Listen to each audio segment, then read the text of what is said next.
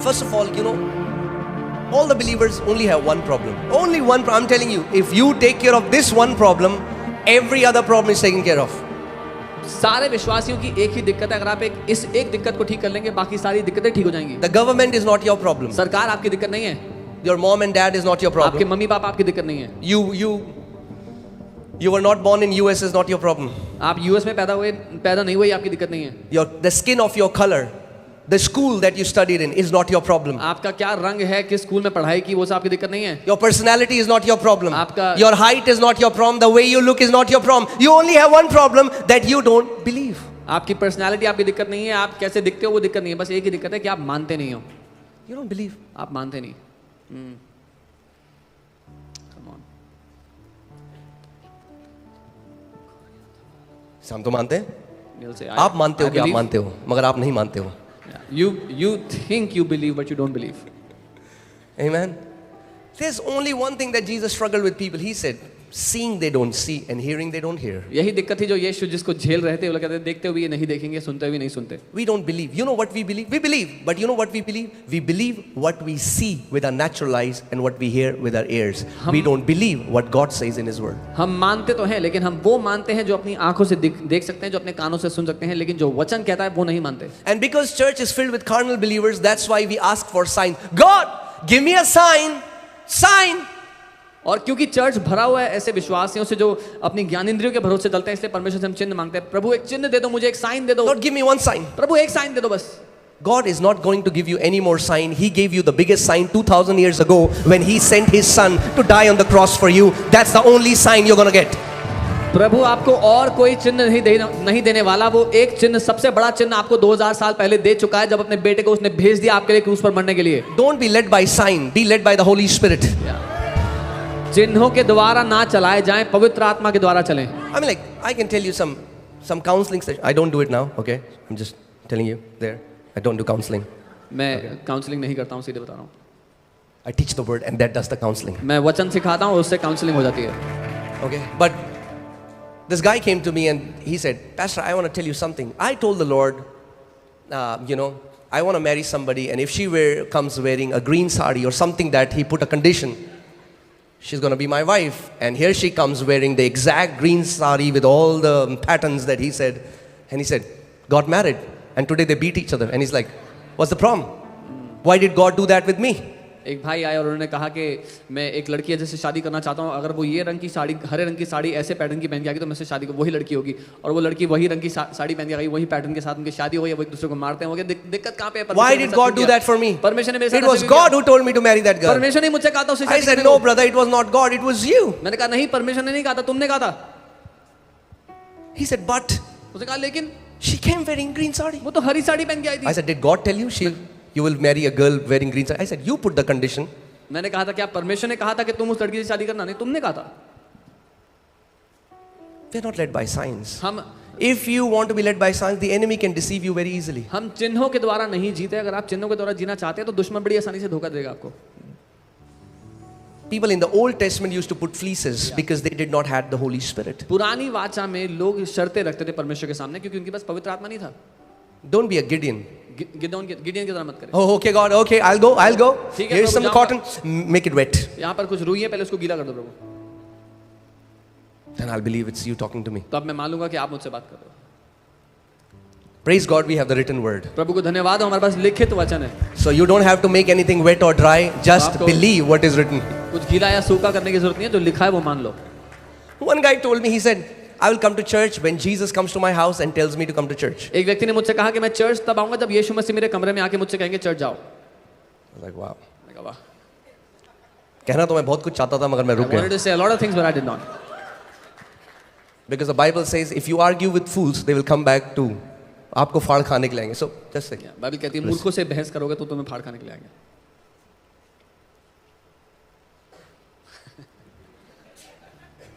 Okay, coming back to the word. Okay, when you find such people, जब आपको ऐसे लोग मिलते हैं, just say God bless you and leave. तो बोलो प्रभु तुम्हें आशीष दे और वहां से चले जाओ. Don't try to convince them. उन्हें मनाने की कोशिश मत करो. Yeah? Okay, so Since we have the same spirit of faith according to what is written, that means spirit of faith is always according to what is written. क्योंकि हमारे पास वही विश्वास का आत्मा है जिसके विषय में लिखा है, मतलब विश्वास का आत्मा हमेशा जो लिखा है उसके अनुसार काम करता है। I believed and therefore I spoke. मैंने विश्वास किया इसीलिए मैं बोला। And and again, this is what I feel. I feel that many people, many Christians don't know how to believe. And because they don't know how to believe, that's why there are so many things they are not seeing the fruits that God wants, to do in their lives. और मुझे लगता है कि बहुत से मसीह लोग हैं जिनको ये नहीं आता कि मानना कैसे है, इसीलिए क्योंकि उनको मानना नहीं आता उनकी जिंदगी में फल नहीं है।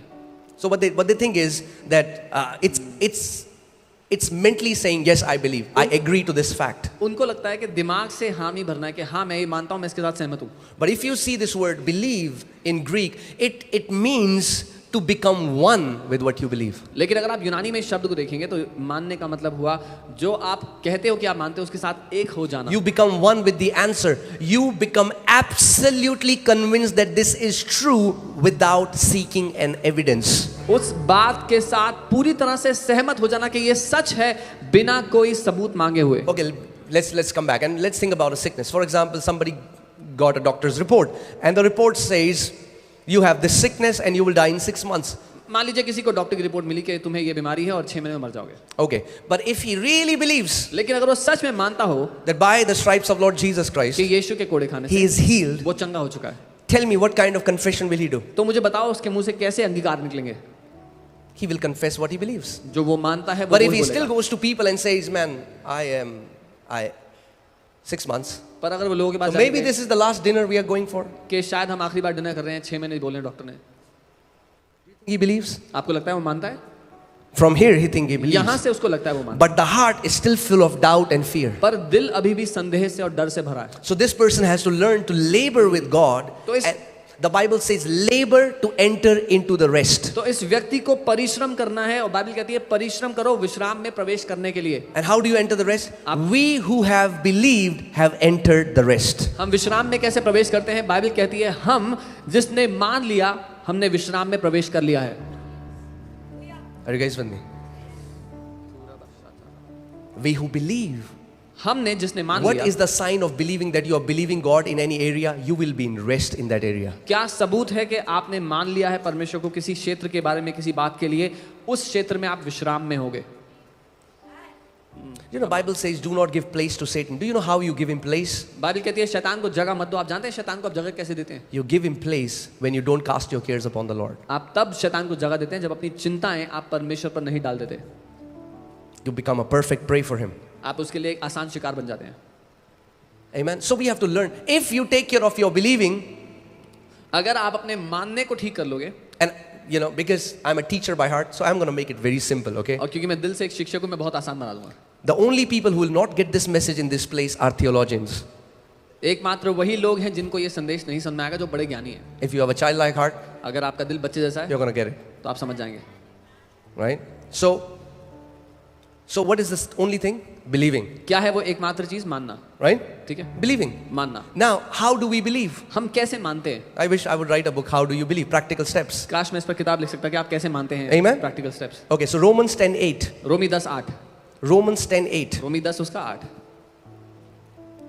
It says about the righteousness of faith. What does it say? विश्वास की धार्मिकता के बारे में लिखा है, वो क्या कहती है? It says the word is near you. वो कहती है वचन तुम्हारे निकट है।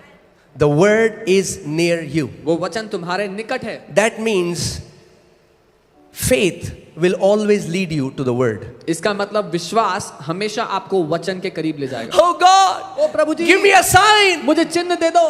The word is near you. वचन तुम्हारे निकट है। Oh God, when will you move on my behalf? O Prabhu, The word is near you. प्रभु कब मेरी परिस्थिति में आप कुछ करोगे? वचन तुम्हारे निकट है। Oh God, I'm feeling depression. The word is near you. प्रभु मुझे डिप्रेशन महसूस हो रहा है। वचन तुम्हारे निकट है। I'm so afraid at night. The word is near you. मैं रात को इतना भयभीत होता हूँ। वचन तुम्हारे निकट है।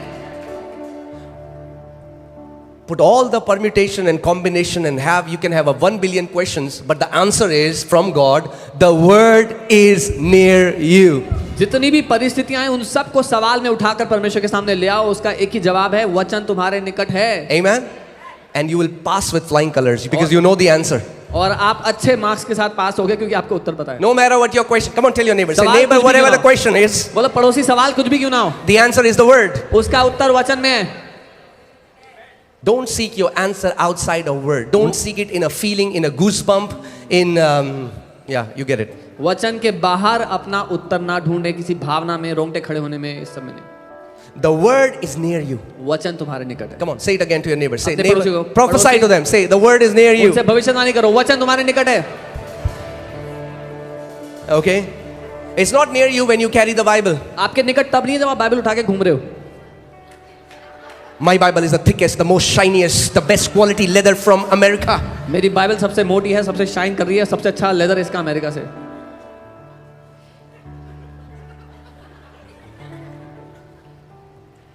You know?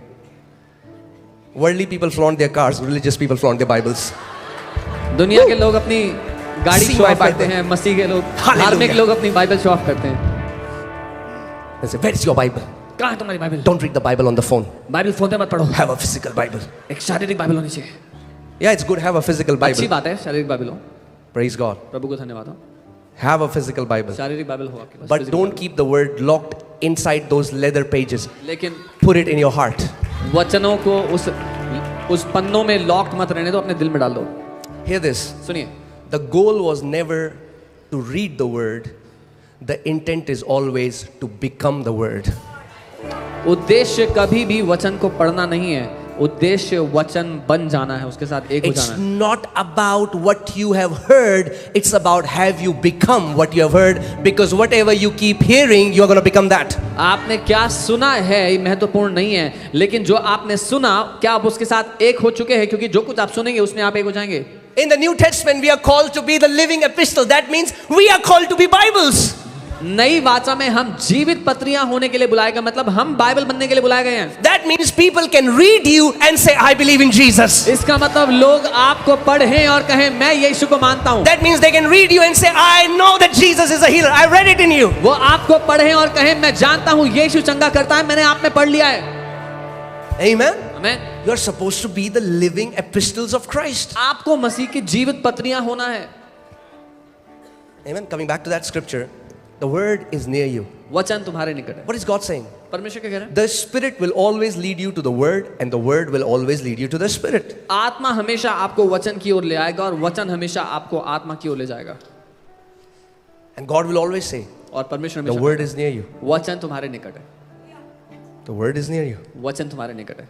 Where is healing? चंगाई कहाँ है? In the Word. वचन के अंदर. Where is deliverance? छुटकारा कहाँ है? In the Word. वचन के अंदर है. Where is protection? सुरक्षा कहाँ है? In the Word. वचन के अंदर है.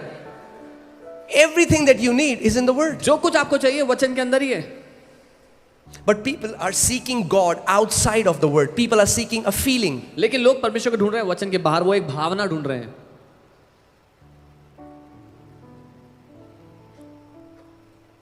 Seeking a vibe. Vibe. Vibe. Some people say, yo, bro, I went to that place, bro. कहेंगे, Awesome vibe, bro. मैं वहां गया था भाई. Bro. वाइब बहुत अच्छा था वहां का. Vibe. Vibe won't change your life. The Word will change your life.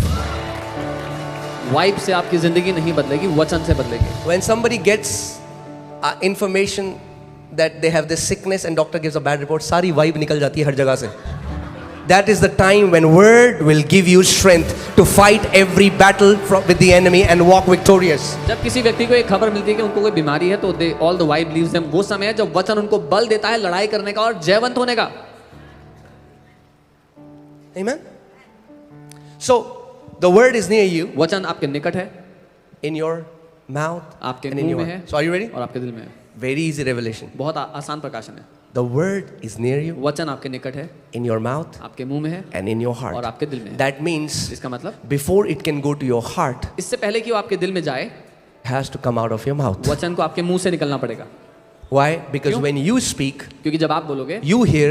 आप सुनोगे. When you hear जब आप सुनोगे, what you speak, जो आप बोल रहे हो, faith comes. विश्वास आता है. When you hear जब आप सुनते what हो, you speak, जो आप बोल रहे हो, and you keep speaking, और आप बोलते रहो, it drops into your heart. वो आपके दिल में चला जाएगा. And then out of the abundance of और heart, फिर दिल की बहुत आयत से mouth speaks. मुंह बोलने लगेगा. There is a difference between confession to victory and confession from victory. एक फर्क है जय पाने के लिए अंगीकार करने में और जय के स्थान से अंगीकार करने So में। hear this, for example, if there is a guy and he has this terrible sickness, whatever that is, doesn't matter, X, Y, उदाहरण के लिए Z, किसी भी व्यक्ति को कोई खराब बीमारी heart हो गई, condition, cancer, disorder, whatever that is, कोई भी बीमारी, कोई भी समस्या, right? So he starts now. वो अब शुरू कर रहा है। Now he has pain all over his body. उसके शरीर में दर्द हो रहा है, मान लीजिए His mind is screaming pain. उसका दिमाग दर्द से His चला रहा body is screaming है, pain. उसका शरीर दर्द से चला रहा है। He's saying, God, वो कह रहा है Why परमेश्वर me? मैं क्यों? and God says, परमेश्वर कह रहा है the word वचन is near you. तेरे निकट है। Okay, so he takes the word तो वचन को लेता है and he starts to take healing scriptures. और वो चंगाई के वचन ढूंढता है। Now he starts to confess healing scriptures. अब वो चंगाई की वचन की घोषणा करता है। Now, in the first process, पहली प्रक्रिया में he is doing confessions to victory. वो जय के लिए अंगीकार कर रहा है, Because when he is doing these confessions, क्योंकि जब वो ये अंगीकार कर रहा है he doesn't believe right now. Are you guys with me? अभी वो मानता नहीं है मेरे He साथ believes हो। he's sick. वो ये मानता है कि वो बीमार है, But I told you, how does we believe? पर मैंने बताया था हम कैसे मानते हैं। How does the word go in your heart? वचन कैसे दिल में जाता है? In your mouth आपके and मुंह in में your और आपके heart. दिल में। Bible doesn't say in your mouth or, in your mouth and in your heart. Bible ये नहीं कहती आपके मुंह में या आपके दिल में, बाइबल कहती है So मुंह let's में say- और दिल में। So he opens Isaiah तो 53:5. ये He शायद 53:5 खुलता है, मान लीजिए वो। was bruised for our iniquities, he was crushed for our transgression. The chastisement of our peace was upon him, हमारी शांति and को by his उतारना stripes पड़ी। उसके कोड़े खाने से I am healed. मैं चंगा हो गया। Then he says it again. फिर वो दोबारा कहता Says है, it. दोबारा कहता है, Pain comes. दर्द हो रहा है उसको। It's a battle between your senses and what you believe. ये लड़ाई हो रही है जो आप महसूस कर रहे हैं आपकी ज्ञानेंद्रियों के बीच में और आप क्या मानते हैं उसके बीच में। Then you understand that the fight of David and Goliath now today is between you and your senses that stand as Goliath and challenge you. तब आप समझ पाते हो कि जो दाऊद और गोलियत की लड़ाई थी वो आपके और आपकी भावनाओं के बीच में हो रही है, जो एक दानव की तरह आपके सामने खड़ी हुई That भावना है। cancer, that report कैंसर, वो report that stands as Goliath and mocks you. जो गोलियत की तरह खड़े होकर आपका मजाक करते हैं। Haha, where is your God? अरे कहाँ है तेरा परमेश्वर? You go to church every Sunday. तू तो चर्च जाता है हर You Sunday, sing a song that चंगा करता है वो. तू गाने गाता है that he heals, We mock you. मजाक उड़ाता है वो। But if you are like David's brother, you can find yourself in the story. आप Maybe उस- like a David brother or a Saul or a David. उस Where are कहानी में you? अपने आप को ढूंढ सकते हो, या तो डेविड के भाइयों की तरह, या सॉल की तरह, या डेविड की तरह। The Bible says Jesus went to the synagogue, opened the book of Isaiah and found himself there. You have to find yourself in the written word of God. Bible कहती है यीशु आराधनालय में गया, उसने यशाया की पुस्तक खोली और अपने आप को वचन में ढूंढ निकाला। आपको अपने आप को वचन में ढूंढ निकाला। So look at David now, okay? He's a teenager. David एक टीनेजर था, जवान लड़का था, So let's say 17, right? मान लीजिए 17 साल का। Okay, 17. ठीक है, Let's take 17. 17. Okay. So now this 17-year-old lad, अब ये 17 साल का लड़का he's going, वो जा रहा है and there is this Philistines champion, और- a warrior. फिलिस्तियों का एक योद्धा, एक महारथी है उसके सामने। Now, if David goes by his senses, अगर डेविड अपनी ज्ञानेंद्रियों के द्वारा जाए what chance does he have? तो क्या मौका है जीतने का? 0. 0%। That's why if you try to go against devil with your senses, you're going to lose every time. इसीलिए अगर आप शैतान के विरोध में अपनी सेंसेस, अपनी क्षमताओं के द्वारा जाओगे, शारीरिक क्षमता के द्वारा, तो हर बार I हारोगे। always say this, if there are 10 rounds in a ring, you and devil, sense, if the ring is sense, you will lose every time. If the ring is faith, you're going to win every time. इसीलिए मैं कहता हूं अगर 10 round हुए आपके और शैतान के बीच में, और वो जो अखाड़ा है वो आपके ज्ञानेंद्रियों का है, तो आप 10 राउंड हार जाओगे। लेकिन अगर वो अखाड़ा विश्वास का है तो आप हर एक राउंड जीतोगे। Amen. So look at David. What is he saying? David क्या कह रहा है? He's not looking, he's like, okay, let me analyze now. वो नहीं कह रहा कि मैं अंदाजा लगाता हूं, He's not being led by his senses. वो अपने ज्ञानेंद्रियों से नहीं He's सोचता। like, oh my God, वो ये कह रहा, अरे 10 feet tall. 10 फुट ऊंचा है। He's not even focusing. वो ध्यान भी नहीं दे रहा इस बात पे। He's like, who is this uncircumcised Philistine that is defying the armies of God? कह रहे खतना रहित फरिश्ती है कौन जो जीवित परमेश्वर की सेनाओं को खंडित कर रहा है? He had confidence in his own God. उसको अपने खुद के परमेश्वर पर भरोसा है। Amen. So, do you know that the promised land in the Old Testament, I've said it again and again, but let me repeat it until we get it. The promised land in the Old Testament are the promises in the new covenant. पुरानी वाचा में जो वायदे का देश था, नई वाचा में प्रतिज्ञाएं हैं, वायदे हैं जो परमेश्वर ने वचन में दिए हैं। And it was not like God brought Israelites out of Egypt and then there was a red carpet. Pop, pop, pop, pop, pop, pop, pop, pop. Come on. All you, और ऐसा नहीं था कि परमेश्वर जब इजरायलियों को छुड़ा करके लाया तो वायदे के देश में पहुंचते ही उनके सामने एक रेड कारपेट बिछा था, बहुत अच्छा स्वागत हो रहा था, आ जाओ जी, आप ही का वेट हो रहा so था। many Christians are waiting for that. They think, they pray, oh God, in the name of Jesus, God, amen. बहुत से मसीह लोग ऐसे प्रार्थना करते हैं, प्रभु यीशु के नाम में मैं प्रार्थना करता हूँ, आमेन, और फिर इंतजार करें कि गोद में आके गिरेगा कुछ. Nothing. Okay, tell your neighbor. Say, neighbor, nothing will fall on your lap. बोलो पड़ोसी, गोद में आके कुछ नहीं गिरेगा. केवल गिरेगी तो छिपकली कभी कभी गिरती है. ओके, गिरेगी नहीं है, मतलब प्रोफेसी नहीं कर रहा हूं मैं. Only पता चला lizard. सबकी गोदी में. Okay, so even though God gave them the promised land, there were giants there and they had to possess that land what belonged to them. हालांकि परमेश्वर ने उन्हें वायदे का देश दे दिया था, तब भी वहां पर दानव थे और उनको उन दानवों को हराना था, उन पर जय पानी थी उस पे कब्जा करने के लिए. The story of 12 spies. वो 12 जासूसों की कहानी. What are those 12 spies? We are those 12 spies. 12 जासूस कौन है? हम हैं. When you just read the Bible as a letter, you'll miss it. जब आप बाइबल को अक्षरों की तरह पढ़ेंगे तो नहीं समझेंगे. We are those 12 spies. You know what they did? हम हैं वो 12 गवाह.